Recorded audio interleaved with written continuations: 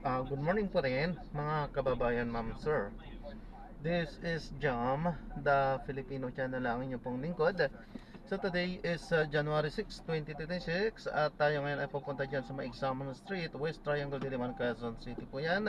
At dadalhin po natin sa may 168 Mall, Shopping Mall, sa may ano po yan, Soler Street, Barangay 293, Binondo, Manila po yan. Traffic.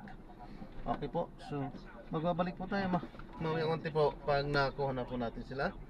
Disclaimer lamang po ang content po natin ay kalsada at hindi ang passenger. Kaya nga naman sakasakali man po na may marinig kayo mga pangalan ng lugar, pangalan ng tao, pangalan ng organizations, government o private man yan, ay wala pong kinalaman ng channel na ito at wala pong pinapatungkulan. Lahat po ng pinag-uusapan dito ay pawang dito lamang po yan sa loob at wala pong pinapatukulan sa labas. Okay po, magbabalik po tayo mamaya konti po pag nakuha na po natin sila.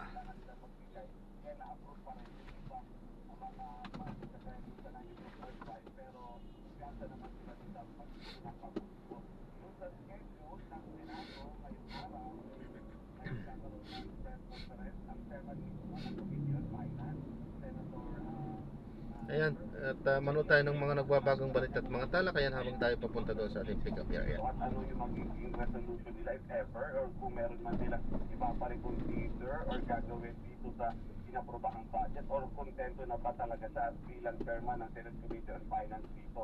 Wala pang nilalabas na schedule doon sa ibang mga committee, pero usually kahit naka-break sila na ganito, Peter at Rica, ay from time to time, ito yung nagkakaroon sila ng mga pagbilig doon sa iba't iba nilang mga committee para naman doon sa mga iba pang sinusulong na panukanang batas. Pero ang malinaw, ang sinabi ng Senate leadership bago nag-break, ay sa pagbabalik nila, ang prioridad nila ay ipasal yung mga batas kagaya ng batas na mas magpapatatag doon sa independent commission or infrastructure na ito, at ito yung mas magbibigay ng mas magbibigay ng kapangyarihan para makapaglawas ng mga sabina at mas may iisip pagdating sa investigation. Yun yung binabanggit nila na ipaprioridad pagbalik nila ngayong January. O, shout ka lang pag meron ng schedule lang Blue Ribbon kasi Oo, tama. Isa rin yan sa inaabangan.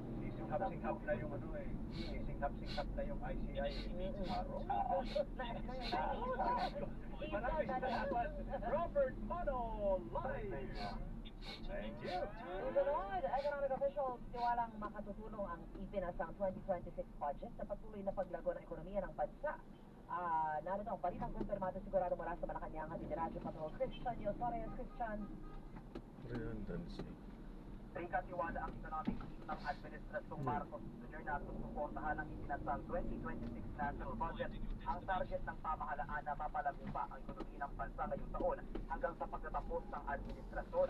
Sa first briefing sa Malacanang, sinabi ni Department of Economy, Planning and Development o DepEd Secretary Arsenio Balisacan na inaasahang mag-aambag ang pambansang pondo para makamit ang 5% growth rate ng bansa ngayong taon at ang pagtaas pa sa mga susunod na taon.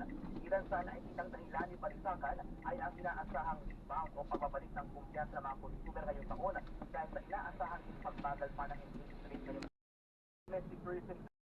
Pinag-shoot sila ng mula Region 1 hanggang Region 13 na yan daw ay halos sa 320 na mga tourist spots. Pero ang inilagay ay ang mukha ng kalihim ng Department of Transportation. Pero sabi naman ng news na yun ay private money at hindi funded by the government. Okay. Yun nga, namumula na tayo, kaya kailangan mataas pa talaga ang pass rate nila. Noon, pag-ibangan niya kay Isi Tatay na kayo tumutawag. Yan, pag smart ang dishwashing base. May double tanggaling formula. Tanggal galing ang sebo at bacteria. Papunta pa lang. Parang maghapon lang ako. Baka namin Ayan, so na-drop na natin sila. So, hindi tayo nag-play. Drop na natin sila. At alam naman na natin na ang mga kadahilanan kung bakit hindi tayo buong-buong nakakapag-play. Ano po? Yan, upload pa rin natin yan at kahit pa paano nakapag-play naman tayo. Okay, so yan, maraming salamat po sa panonood. Hanggang sa muli po, ingat. God bless. Paalam po muna pansamantala. Tayo ay gagawa na ng ibang video sa ating susunod na misyon. Paalam po. So this is John pa rin, the Filipino channel, ang inyo pong lingkod. Paalam po. Sa mga unang rumiresponde, kumbaga tawag sa akin parang responde. Oo nga. Ano tawag yun? Executive officer ba yan? Kaya expo? O depende sa Ay, sino doon sa ano. nakalagay, meron ex officio ba? Ibig sabihin yan, Pakitanong mo nga, tapos O para alak na alam namin. Para informed din tayo. Okay. Maraming salamat. Usually, extra please. Kasi sa balitang kumpirmado, sigurado, ito ang radyo Macron sa Lido. CNN. Yan ang ex-o ni Tricia Lindo. Pasakoy ang yan.